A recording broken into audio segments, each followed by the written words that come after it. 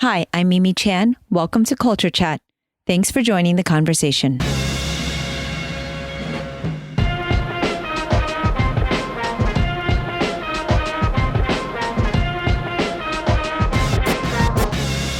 Hi, everyone. I am truly excited to share this interview with the incredible author and historian Susan Ware. I thoroughly enjoyed our discussion about feminism, women's suffrage, and the 19th Amendment.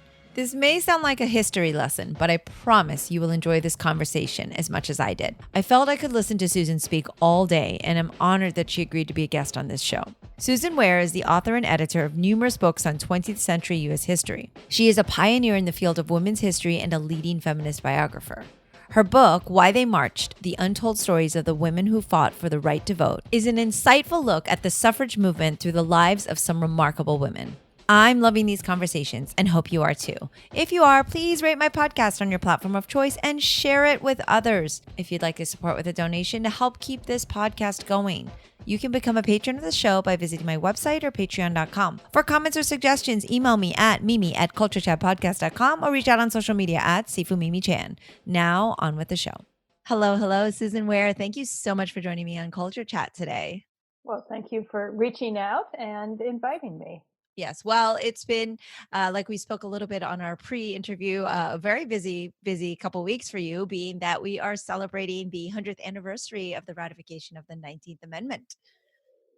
And it's odd for me to finally be at this moment because I realize that I've been thinking about this centennial for almost 10 years, and really actively working on a book leading up to it for almost 5 years. And you sort of have this date out there that's sort of the end goal, and it seems very far away. And then at certain points, it gets closer and closer.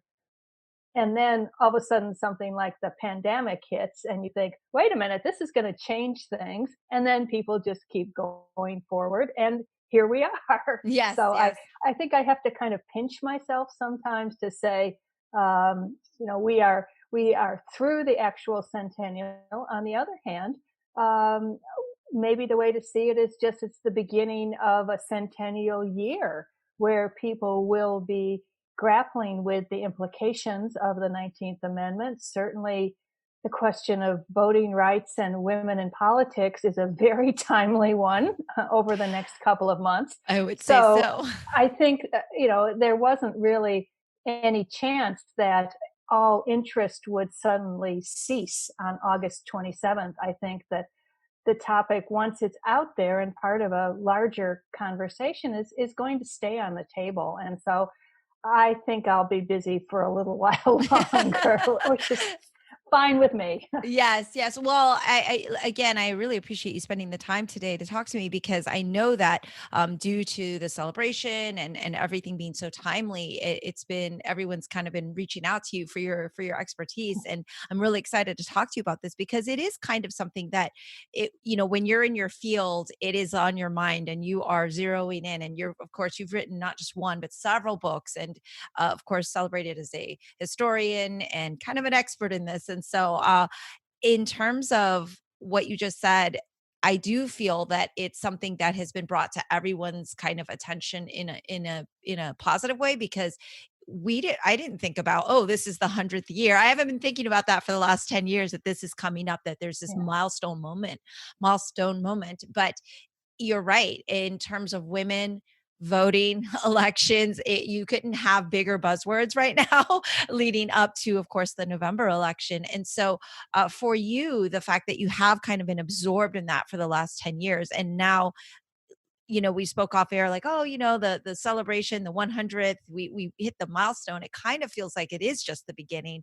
And so moving forward, where do you kind of put your focus in? Because we celebrate this milestone as if everything's good now, all women voting and equality has been 100 years in the past, but really I understand that there's still a lot of struggles, still a lot of progress to be made, as with anything else, and very, like you said, timely with a lot of the things going on. But where do you kind of find yourself now in terms of your mindset? Well, I often try to think what my suffragists, as I think of them, would think if somehow they could do a time travel 100 years to 2020, and if they would look around and say, good work, women, look how much you've accomplished, this is really great, or whether they'd look around and say, wait a minute, there's still so much more to be done. I thought we would be further along 100 years out. And I suspect it would be a little bit of both, as it should be. There has been amazing progress and change for women over the past 100 years. And yet we all know there is still so much to be done, and that progress can move forward, but things can move backward. And when you think certain battles have been won, turns out they haven't been. And so, what I think my main takeaway point from being so involved in leading up to the centennial is just seeing myself and my work as a feminist historian, and also the work of the suffragists, as part of a much larger continuum of women's political activism that stretched well before the 19th Amendment was passed in 1920, continued afterwards, and is ongoing. And even though I get very discouraged sometimes, in some ways, feeling that I'm part of something larger, and that I'm really building on the energy and the strategies of women who have come before me is very empowering. And I really do think of this moment we're in as building on what has come before. I mean, we we would not have a woman on a national presidential ticket if women didn't vote. I mean, it's as basic as that.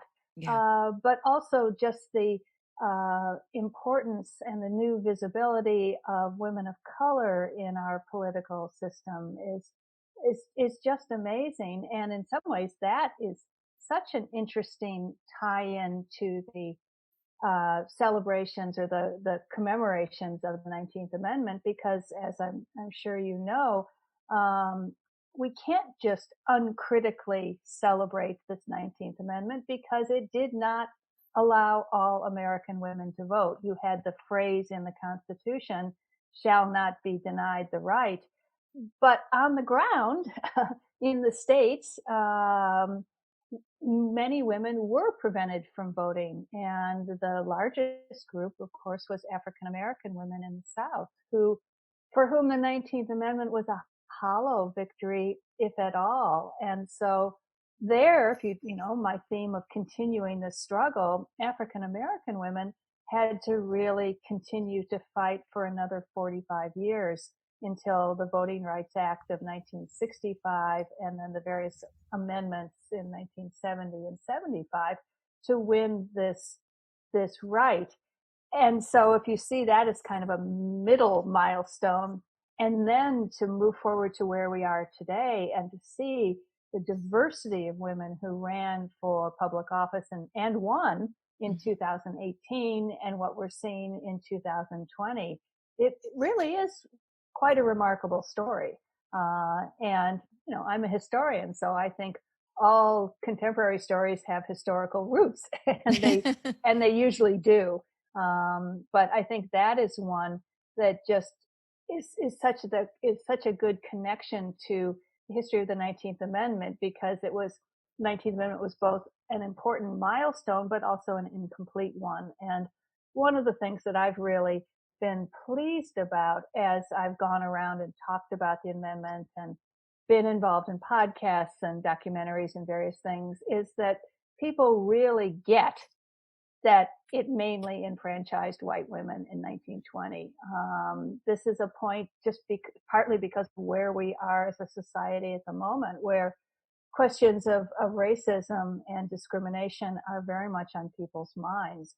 And so people are ready to make that connection. I think one of the things I was worried about was that there's a tendency sometimes to just dismiss the women's suffrage movement and say, oh, it was just a bunch of elite white women trying to get the vote for themselves, and they were racist, and they didn't let African American women into their organizations, blah blah blah. And I think that's a very short-sighted approach, because what it does is it continues to marginalize the women's suffrage movement from history totally by saying, oh, it's not important.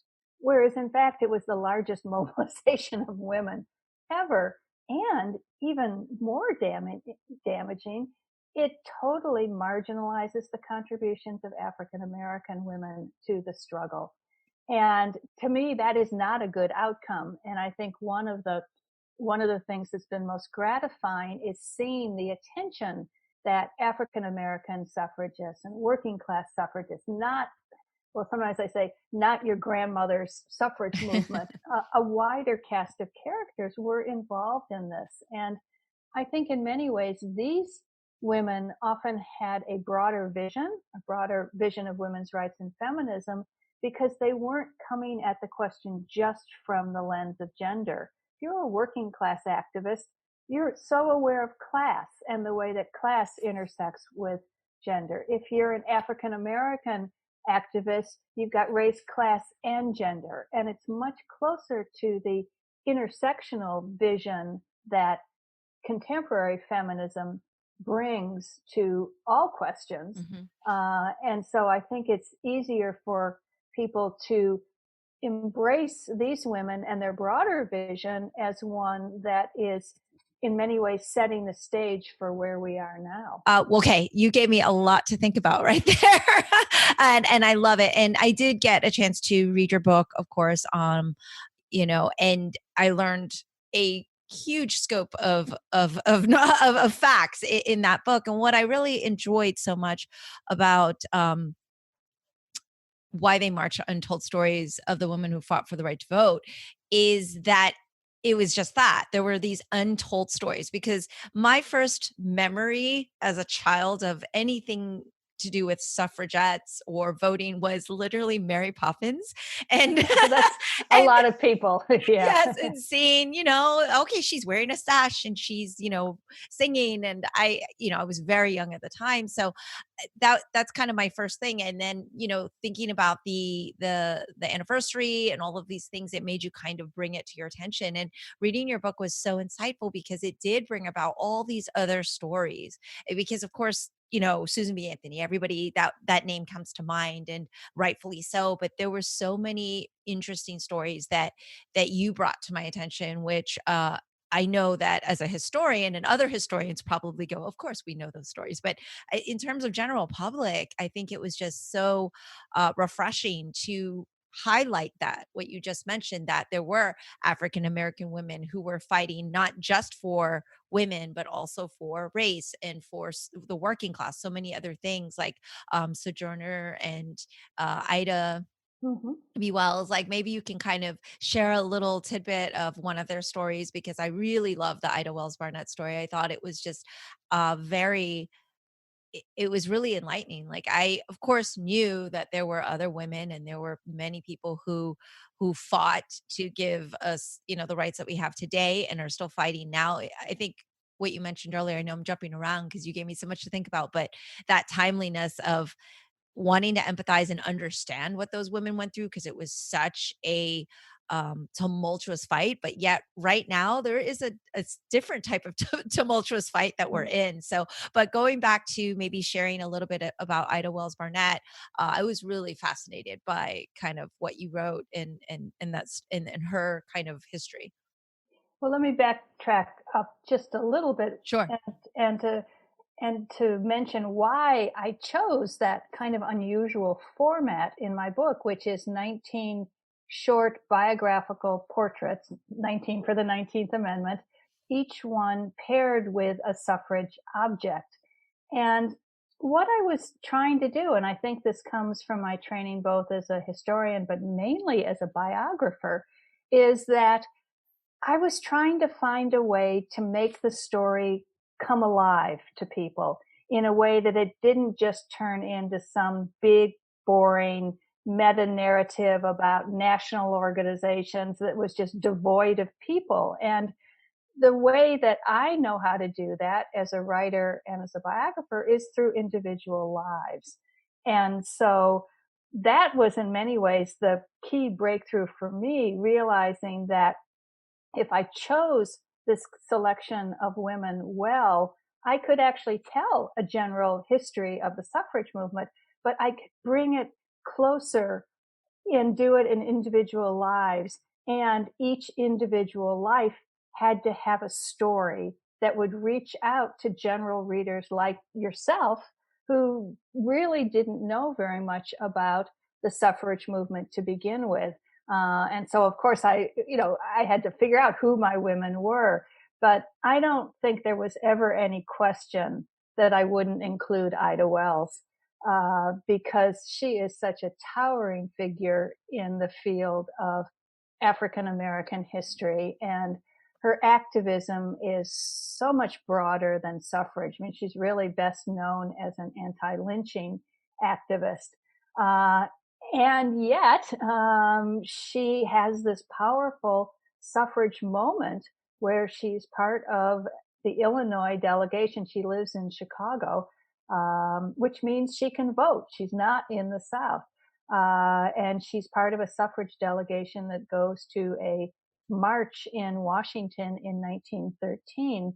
And Washington, D.C. is kind of on the border of being a Southern town.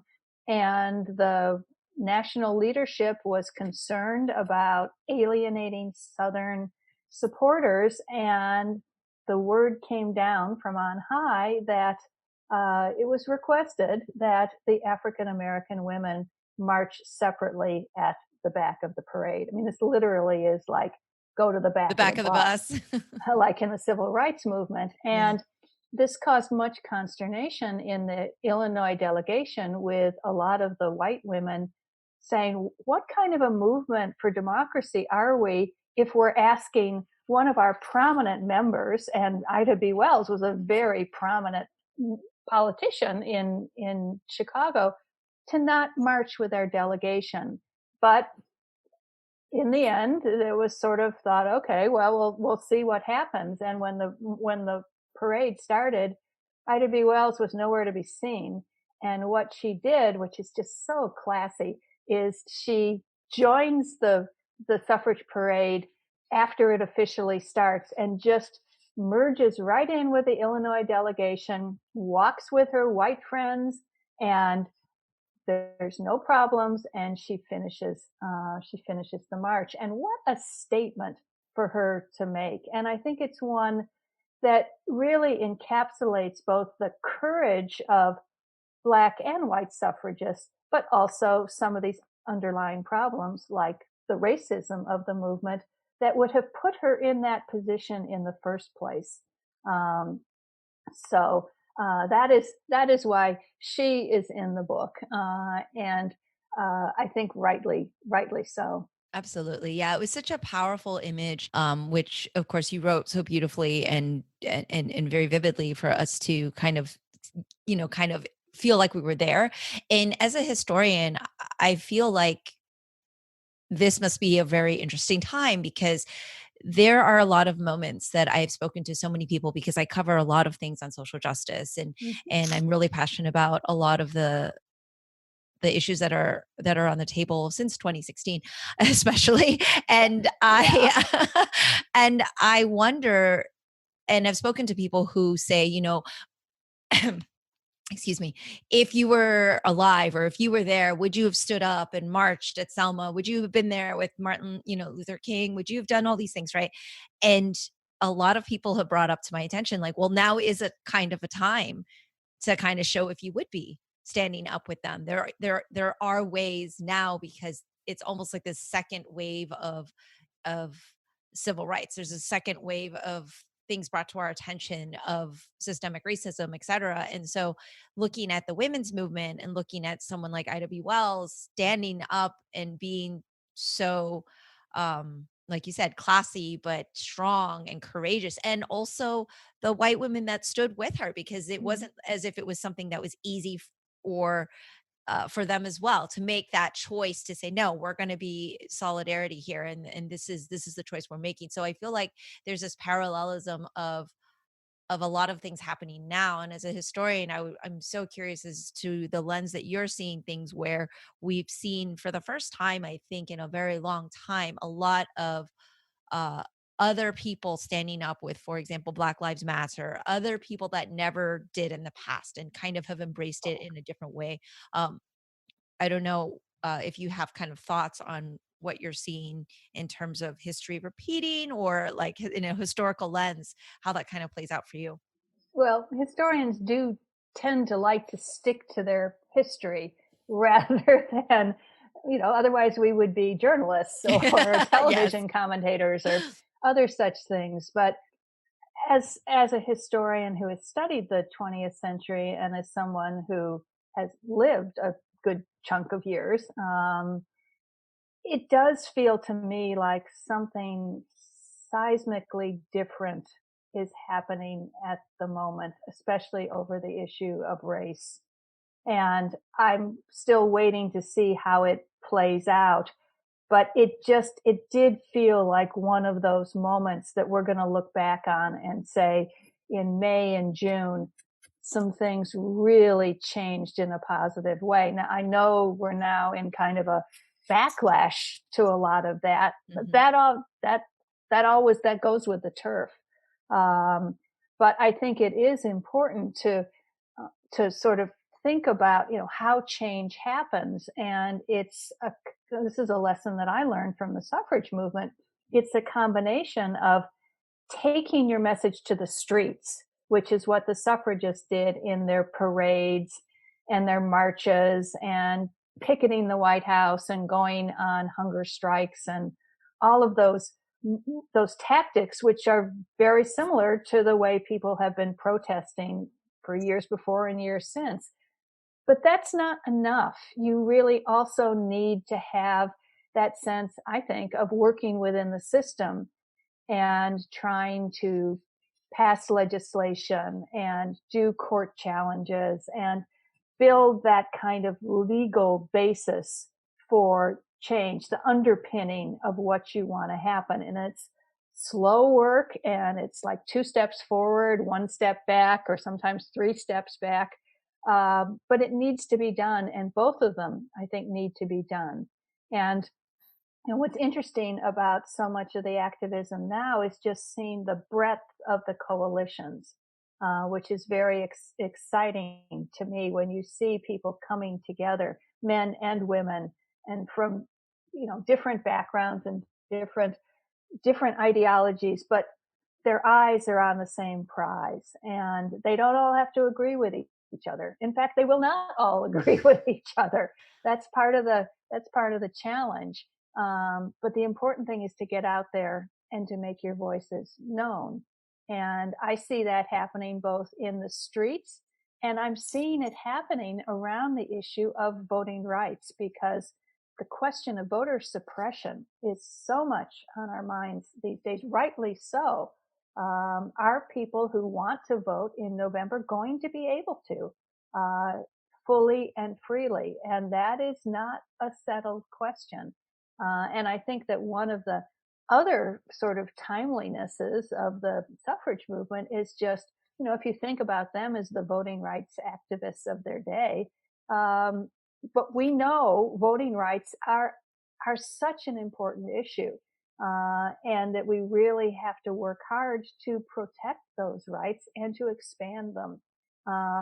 That's another way in which the suffrage movement is just sort of a point along this larger continuum of activism around expanding access to the ballot and making sure that it's not taken away. And that battle, as we all know, is going on right now. Yeah. Uh, I just think they always say, well, we need to learn from our history, and we need to like actually uh, keep that in our minds as we move forward through life, because history does sort of repeat itself in certain ways. Because, like you said, there was this movement, the suffrage movement, but there wasn't it wasn't without backlash. It wasn't this Mm. smooth sailing, like, well, we just kind of picketed and fought and then it went through. Um, in terms of after reading the book and everything, and we've been talking a lot about racism and the civil unrest. One thing that did continue to resonate, especially with the protests and everything going on now in terms of the suffrage movement, was that racism and the suffrage movement went hand in hand. And I'd wonder if you could maybe expand on that a little bit, because I feel like you said in the beginning, and you touched on it, that a lot of people thought, oh, this were just like elite white women that march with their little sashes, and that's kind of that image. And of course, we mentioned Ida B. Wells, but it was very, very intertwined. And I know that online you had this really awesome web exhibit as well that shows so many different points. There was a lot of it. That kind of highlights that. I was wondering if you could probably, more eloquently than I, kind of wrap that up and explain how it really did go hand in hand, and that it was like this kind of cohesive thing. I think the challenge to talking about the suffrage centennial at this moment we are in now is not to deny the racism of the movement, but not to let it be the only story. And that's a tricky balancing act. Um, I'm actually not sure that the suffrage movement was any more racist than other political movements at the time, the labor movement, the national political parties, a whole range of um, political organizations and social movements that were coming together. But that is not to excuse these women, because we always have to remember that. But if you sort of look at the way that African American women, they knew that, racism was nothing new to them. This is their world. This is how they operate. But that doesn't mean they don't try. They stop. They continue, and they try to work both with white women and sort of work around them in their separate organizations, because they knew the importance of the vote. You do not need to tell the African American community how important the vote is. And in 1920, African American men had the vote after the Civil War, and it was taken away by Jim Crow legislation. And so that loss is always front and center. They know how important it is. And so if enfranchising women is one step forward on this, they're going to work with the white movement because their eye is on a larger goal. And I think that it's not a compromise, it's a pragmatic decision about how you move forward, how you accomplish your goals. And I think that it's one that reminds us of a history of racism in this country, which I think we are finally beginning to grapple with. But that's not the end of the story. That there are ways to that people worked through that, around it, with it. And I think it behooves us to recover those stories, because very often they are the ones that serve as the most inspirational models to us when we get out of bed in the morning and think, oh my God, there's so much that needs to be done. How do I find the will to do it? And then you realize that these women and men in the past did find that the will to do it. And so that's, for me, the importance of those stories and their importance in our history. I recently listened to an interview with an author that talked about her name was Isabel Wilkerson, about the caste system and how Oh, that's really mm, ingrained in our culture. And it was fascinating. And for our listeners, just briefly, it was kind of like, basically, of course, the caste system is like a ranking and how where we lie. And she did this great analogy where like caste was like our bones, race was the skin, and class and outside factors like clothes and diction and accent is what you use to that you can move yourself up or down within the system. And they kind of interact. Where do you feel in terms of caste system and ranking, like women in history are kind of placed? Because obviously they're they were second-class citizens in a lot of ways. They weren't allowed to vote, and even African American were given the right to vote before the women were. And so I just kind of find that dynamic interesting, especially through what I feel showed a lot of sexism in terms of how the country voted in 2016. And I really felt like, wow, people really, I think there was more than one reason other than the fact that Hillary was a woman, but I really felt there was a lot of people who were just not ready to embrace a female president in ways that other countries have. And so I'm curious in terms of history, like where you feel women lie, because then on one hand you see, well, they were queens and there's other countries that had women of power, but in terms of our history and what your research has shown, where do you feel that they are ranked or where they lie? Well, I haven't read the Wilkerson book yet. I got it for my birthday last week, so Oh, it's on my happy birthday. thank you. And it did look like a book that was really potentially going to change the conversation. Her other book was just wonderful about the outmigration from the South. So I'm really looking forward to reading it.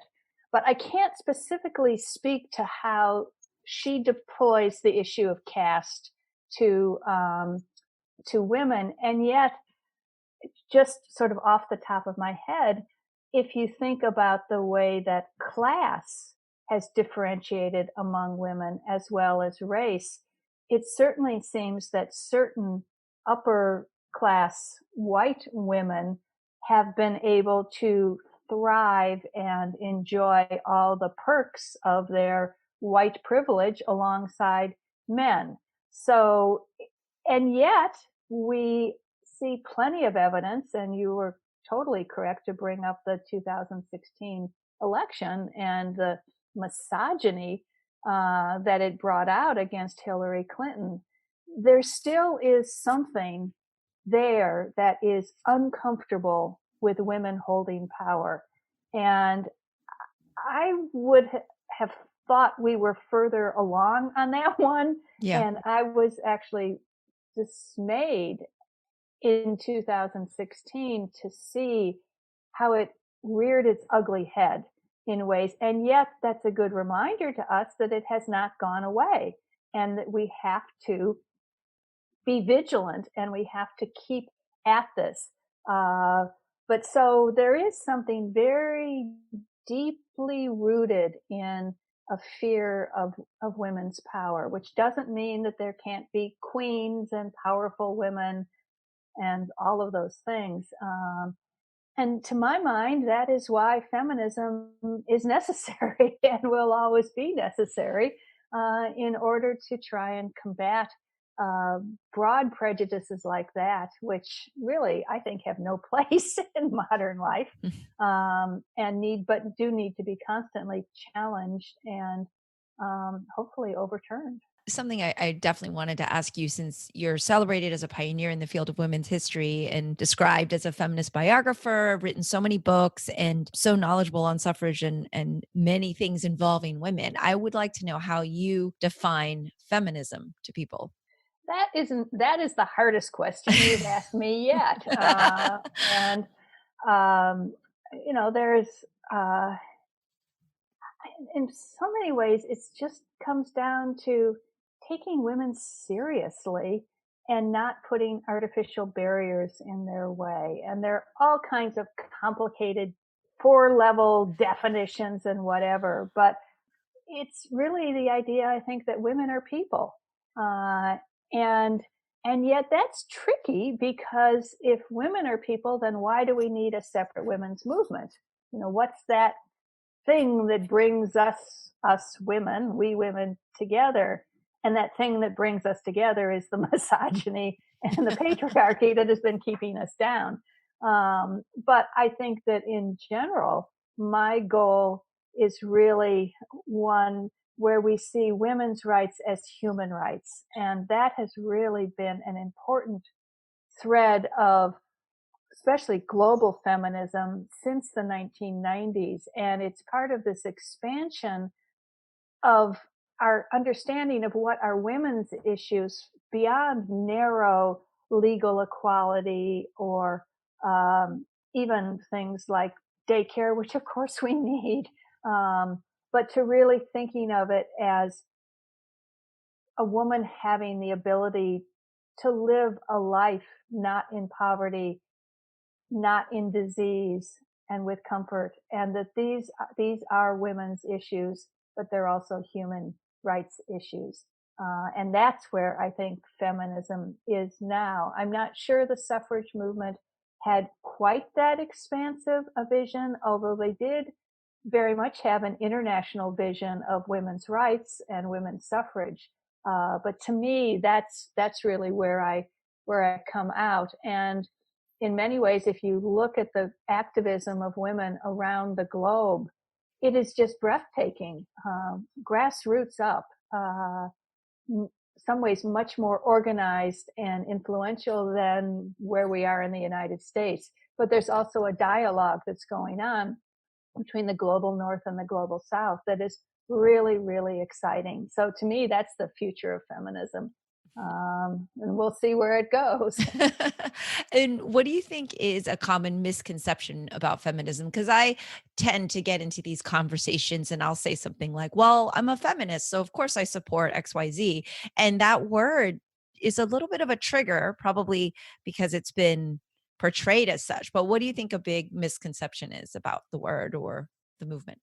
Well, I think you're right. It's sort of this the F word, or what you a different F word. I think what I hear from people a lot is they'll say, "Oh, well, feminism is dead, or it's no longer necessary." And what I say is, look, I've been a feminist since I was 20 years old. I marched in my first demonstration, actually on August 26, 1970, which was the 50th anniversary of the 19th Amendment.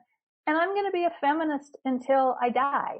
And any notions of feminism being dead or unnecessary just seem ridiculous to me. But what I realize is that my feminism is very much coming out of when I discovered it and how it's going forward. Your feminism comes from a different moment. A young high school student's feminism will come from the moment that she's in, and that these all kind of build together into this broader history where we're each bringing our own experiences. So it's much broader than most people realize, and it's not going away. Because once you're in, you're usually all in. This is true. This is true. And speaking of which, I love that you just shared that your first march. When did you first become interested in this field of actual study? Well, I think it helps to have come of age at a exciting time, both in the late 60s and early 70s. And not only I was a little too young to have been involved in the civil rights movement, but the modern feminist movement was just taking off in the late 60s and early 70s when I was in college. And so for me, I really became a feminist through books, which probably doesn't surprise you since I turned into a historian. But it was reading three books in the first couple of months of 1970. One was Betty Friedan's The Feminine Mystique. Another was Simone de Beauvoir's The Second Sex. And the third was Doris Lessing's The Golden Notebook. And I think those three books were a perfect introduction to the powerful ideas of modern feminism. And then I could connect this intellectual awakening I was having with these, demonstrations that were happening out on the streets, for the August 26th and all. And then I could also turn the lens on my college, which was a women's college, Wellesley College, and realize that even though I had lots of women professors, which I now look back and value, we were not studying women's history. There was just no discussion of it at all. And so it was at that point that I decided that I wanted to learn more about women's history. And so through a senior thesis and then going to graduate school at Harvard and being introduced to the wonderful resources of the Schlesinger Library at Radcliffe, which has really been my institutional base for pretty much my entire career. It was just transformative for me. I mean, not only I had found a way to marry my love of history with my feminism, and it has proven it's like a lifelong gift. And so when the Centennial approached, I really felt almost like I was coming full circle. But again, it's not going to end. I can keep moving forward with topics and my interests. And what a gift. What a gift. I feel very lucky. Well, we're grateful that you have been studying it because we get to read all of your books. So thank you for that. I One of the things I found not most surprising, I would say, but it kind of piqued my interest and I was like, "Oh, that's right. Of course, there were women that were completely against the right to vote, that they were like pushing kind of against what you would feel would be intuitive, that you would support something that would be beneficial for you." And I often think about why that is. Was it like fear, or was it I just listened to my husband, or what that was about? So first question is kind of maybe if you could kind of explain maybe in your research what you learned and maybe the motivating factors as to why a lot of women were against it. And then also if there was something that was the most surprising discovery during all of your research. Well, I think it is a puzzle to us today that women would have been opposed to granting the vote to their sex. And yet there was a vocal and sizable opposition. I mean, there were many men opposed, Right. but in some ways, it was the women's opposition that was the most potent because politicians would say, like if a suffrage delegation came in, a politician could say, well, wait a minute, I just had a delegation from the anti-suffragists and they said they don't want the vote. Why should I listen to you? And so there's a way in which they had more power in some ways by speaking out. Um, I think a lot of the opposition to the vote did come from fear of the impact on traditional gender roles, that somehow women were just getting too far away from their identification with home and family. But that horse had left the stable a long time ago. But I think it was people's fears about further change. And also what we need to remember was that politics in the 19th century and early 20th century was a pretty dirty place. I mean, people voted in saloons and bars. This is not a site where women would easily feel comfortable or welcome. And so the idea of we're used to going to a school or a church to vote, but it would have been different if you were walking into a bar. And so there was a hesitancy to get yourself involved in this messy world of politics. And also, a lot of women really felt that they would have more influence in politics and public life if they stayed out of politics, if they took a disinterested, issue oriented approach, which, of course, is precisely what the League of Women Voters has always done. So that there were lots of reasons why women might have chosen this.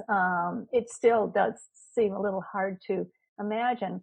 I think for me, the main takeaway point is just that we always need to remember that we cannot generalize about women as a voting bloc or as a political force, because women will always disagree and will break down on questions, uh, and depending on geography and race and political ideology and all kinds of things. And I think that the direct line, where this goes next is when you fast forward to the 1970s and Phyllis Schlafly and the Equal Rights Amendment and the opposition that she was able to mobilize by talking about women's traditional roles in the family, baking those apple pies and taking them to legislators and saying that women had all of the rights that they needed and they didn't want anymore. And they were afraid that they might lose some rights by the Equal Rights Amendment. And I think that one of the things that I have become much more conscious of as a historian over the course of my career now is the need to study not just the feminist movement and progressive women and liberal women, but also conservative women who are organized and influential throughout the 20th century. And we're seeing it today with women who are supporting Trump. So there is a long history there. And I think it behooves us to remember that, and just to remind ourselves that not all women are going to line up behind a feminist cause. Yes. I still don't understand why that is, but but I think you kind of hit on something there, because as we've whirlwinded into this very divisive country that we're in now, you find the conversations that you are unable and not able to have with others that have kind of opposing views is because there's this lack of empathy and understanding and wanting to try to understand why someone kind of has the origin of thought that they do have. But I found that so, I guess, frustrating but fascinating that at that time, I everything you just outlined kind of makes a little more sense. Well, this is, you're not going to go to the saloon. We don't go there. And also there was such a fear of like, this is the way things always have been. And there's this, big change. I just feel like now we're in this modern world. There's so much information out there for us to read about and learn and understand. And yet there's still just so much closure and ignorance, I guess is the word. But yeah, it's hard to have these conversations to really understand why someone doesn't understand what we're seeing, even with anything, any of the issues that we see, whether it's LGBTQ equality or the racism that we're seeing, and actually not believing that that's happening, right? So it's I feel like there is something to be said for history kind of showing, well, these are the reasons why, or here's what happened at that time, and trying to kind of dissect that. But I appreciate you sharing. So going back into your book, and this is one of several of your books, of course, and writings, but I love that you had the symbolism with the 19, stories, and then online you have the 19 actual visual objects. Mhm. How difficult was it to kind of pick what you wanted to portray? Because I'm sure there's a lot of iconic things. And then what's like kind of one of your favorites? Well, it's always hard to choose favorites, Yes. your So you favorite you child or choose a whatever. few.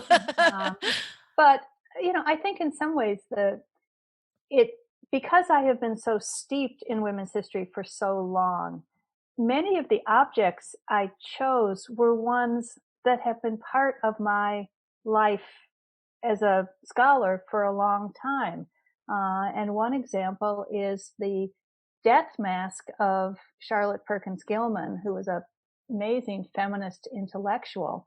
And I had first seen that death mask my first year of graduate school at Harvard, where our class got a private tour of the Schlesinger Library, and we went down to the vault and they opened up this box, and there was the death mask, wrapped in gauze. And I never forgot it. I mean, it's just one of those things that's so powerful, that it just becomes part of your life. And I've also, one of the advantages back when we could go into libraries, which I hope will come again soon when Oh. the pandemic ends, is just being able to hold many of these objects in my hands, like the Suffrage Bluebird, which is one of my favorites because it's so bright and cheerful and it's big. It's 12 inches tall. Uh, Oh, okay. it makes it come alive to me, in ways that I really tried to convey to readers.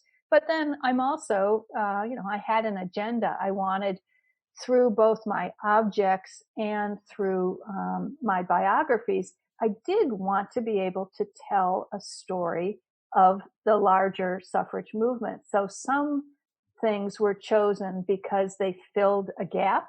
And I'm thinking of things like the foreign language flyers, which show the suffrage arguments in Polish and Yiddish and French. And and so that's a way of showing how the movement tried to move, to reach new voters.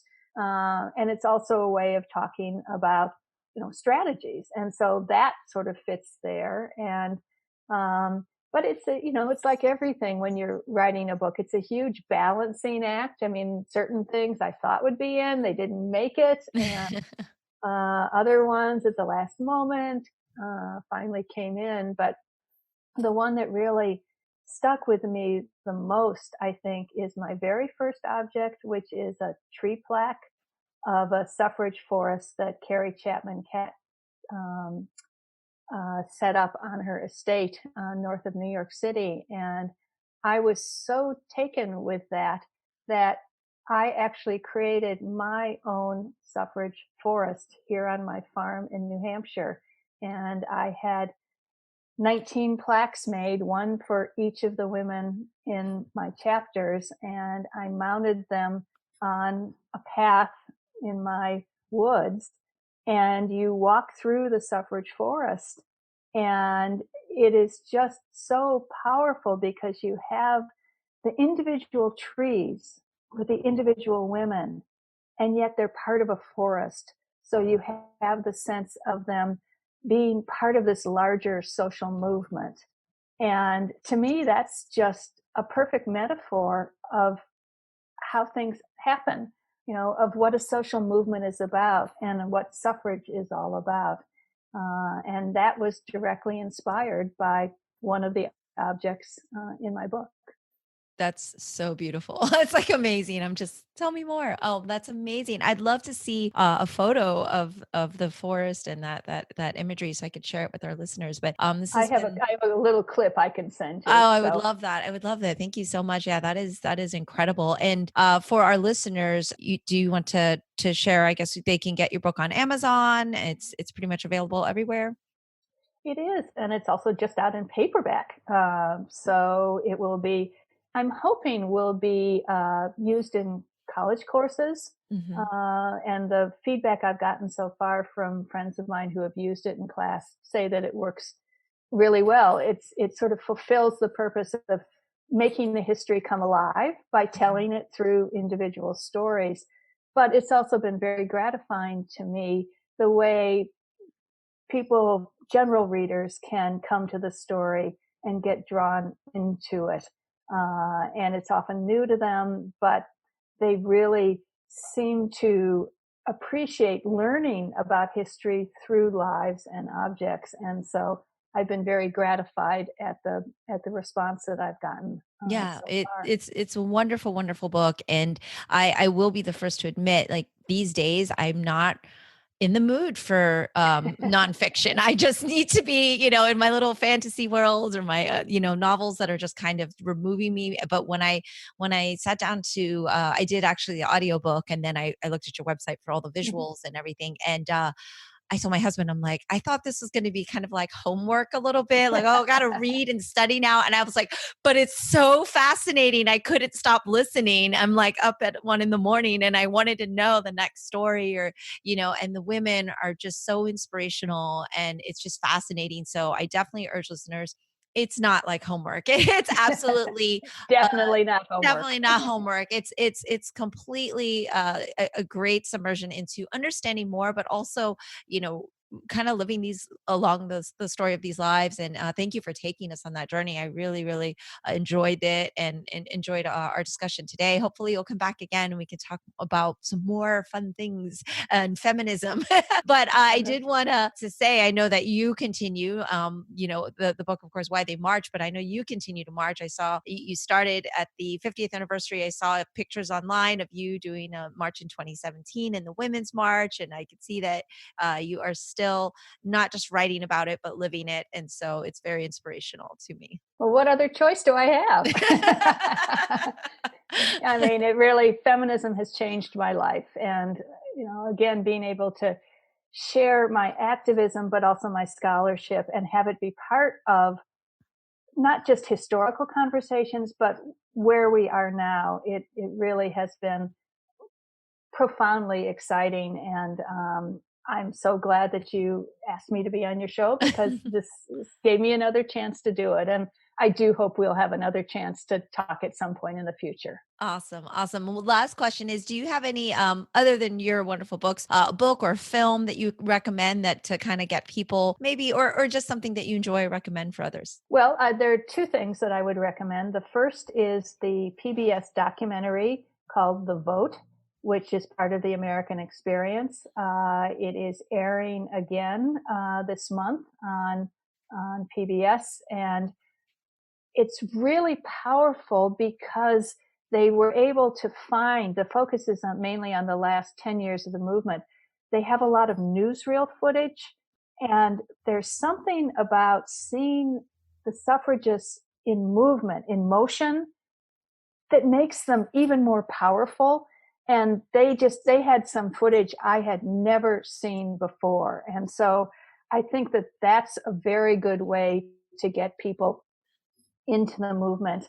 And then I'll plug another book that is coming out next week by a fine historian named Martha Jones, and it's called Vanguard. And the subtitle, it's a long subtitle, but it's about I'll link it. how black women changed politics. And what she does is to tell a history of black women's activism linked to the suffrage movement, but broader than that, that starts in the churches in the 1820s and 30s and goes all the way up to the present. Talk about a timely book. So it's called Vanguard, and I'm very much looking forward to reading it. All right. Well, thank you so much, Susan. I hope to talk to you again in the near future. Okay. Bye-bye, Mimi. That's all for today's episode. Thanks for listening to Culture Chat and hope you enjoyed the conversation. Please subscribe and rate my podcast. Feel free to leave me suggestions or send an email to mimi@culturechatpodcast.com.